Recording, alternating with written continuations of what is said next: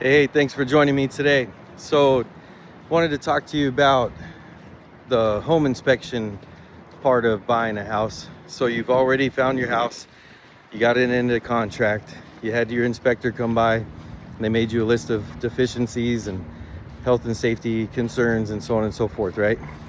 So, at the end of that inspection, what you want to do is you want to ask yourself, do I still want this property even with these deficiencies?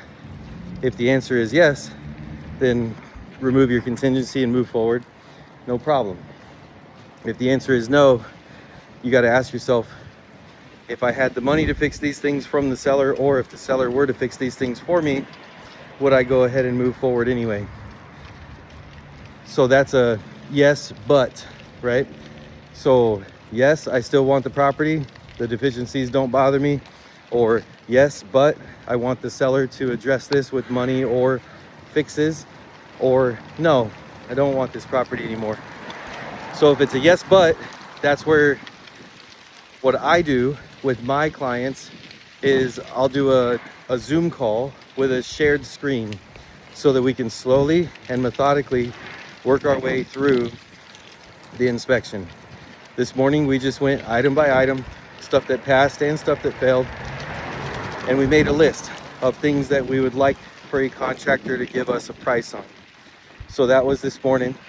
Tomorrow morning we'll be meeting with the contractor at the property so the contractor can put his eyes on the problems and the fixes and give us the real, no kidding bid that he will honor that price.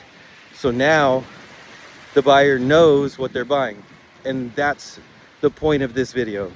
This video is to tell you that your inspection is part of you determining if you still want to buy the property or not. You have the right to discover whatever you want to discover about the property, whether it's the history from the seller's knowledge, or if it's from an inspector letting you know the current condition of the property or an aspect of the current property condition, right?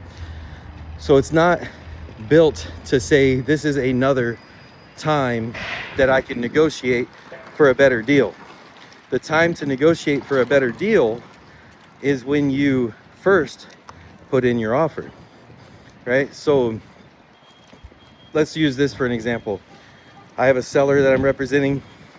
The people came through and did their inspection, and they sent us the request for repairs for $7,000.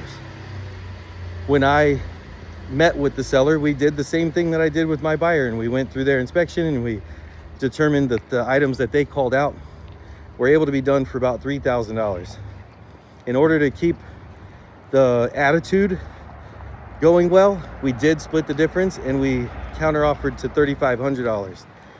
That buyer's agent came to me and said, hey, you know, we might be losing this whole deal over $2,500. We need you to come up to $6,000. And I went to my buyer. My buyer said, what do you think? And I said, no, because what they're saying is because they were bad homeowners and they had to give a $25,000 concession to their buyer on their deal, that now in order to keep this deal together, we're going to have to push up another $2,500 from the seller's proceeds, right? And remember that even though the seller is selling for $589,000, he's not walking away with $589,000. We're talking about walking away with like 80, 70. So $2,500 more hurts that much more. So I went back and I told the listing or the buyer's agent, nah, we're not going to do any more. $3,500 is more than generous. I know a guy that'll do all that work for $3,000, and he's one of the most expensive guys that I know. So she says, okay, I'll see what I can do. And then she comes back and she says, oh man, we need $1,500. And I just went straight back to her and said, absolutely not. So what I did is I put together a notice to perform early, because she alerted me early. Her contingencies are due on Monday, but on Friday she's telling me all of this stuff. So I sent her a notice to perform on Friday saying, hey, come Monday, you better remove those contingencies and move forward with this $3,500 response that we gave you.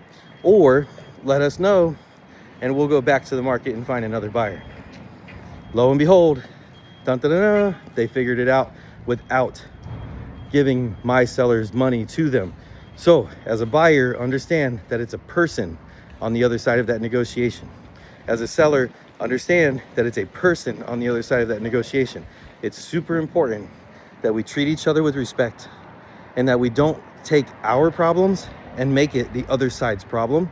And we certainly don't threaten people, especially if they call our bluff, we're just gonna end up giving in anyway, right? So now everybody has a little bit of a sour taste in their mouth. And who started that, right? That buyer's agent started that with saying, oh, it's okay, Mr. Buyer, you can go ahead and give these people $25,000 in concessions because we'll go get it from the other guy. Well, turns out the other guy is represented by somebody who has their scruples together, unlike you, Miss Buyer's Agent over here. So the fact of the matter is be careful who you hire, be careful who you have representing you and speaking for you. Make sure that they're on the same page as you are, and make sure that they're checking in with you to make sure that what they say or what they have said are in line with what you want. All right, peace out. See you next week.